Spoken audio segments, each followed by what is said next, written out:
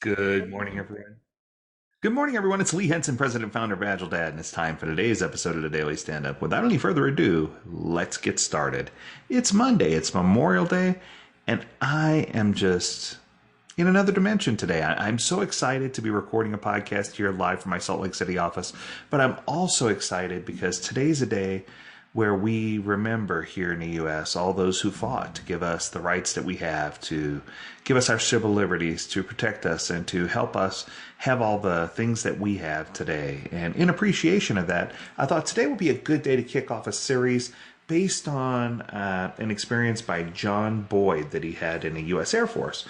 And we're going to tie that into Agile and tie it all together for you. And I hope you enjoy it. So today I wanted to talk to you about a gentleman named John Boyd.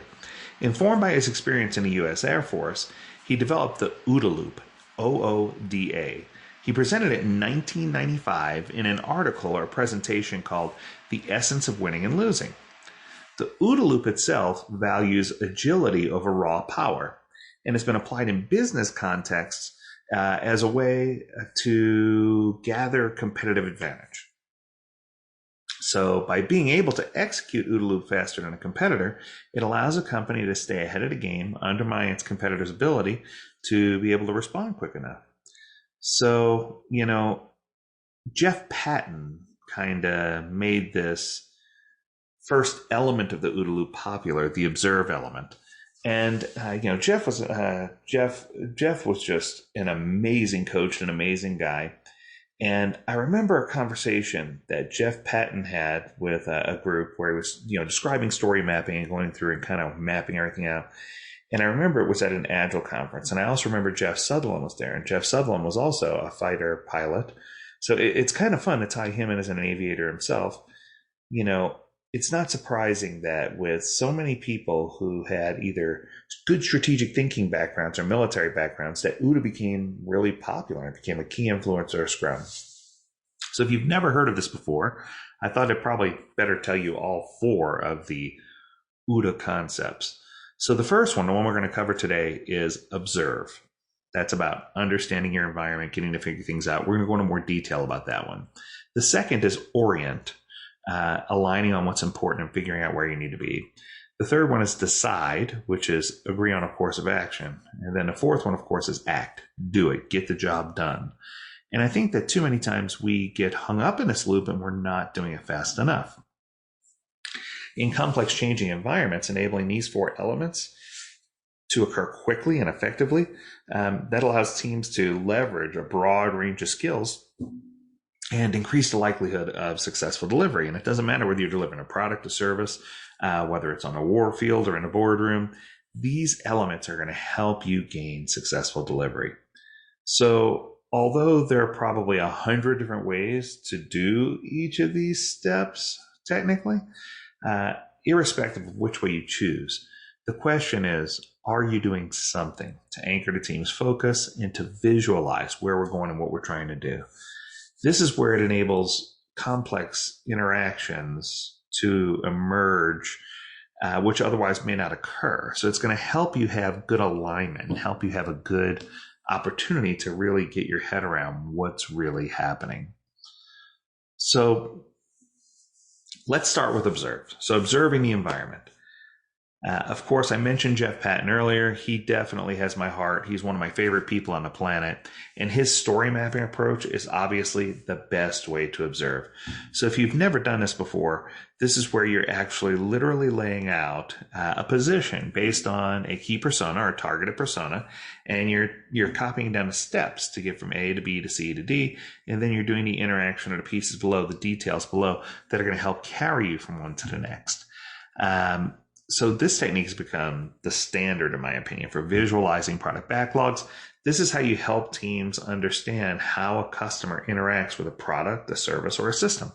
So if you can identify those target personas and you can lay it out this way, your odds of being successful are going to be a whole lot greater. So the reason why story mapping, I guess, is so awesome is that it encourages storytelling as a technique to flush out any gaps that you might have in your environment or system. And it's a two-dimensional backlog enabling better visualization of priorities and dependencies and all that good stuff.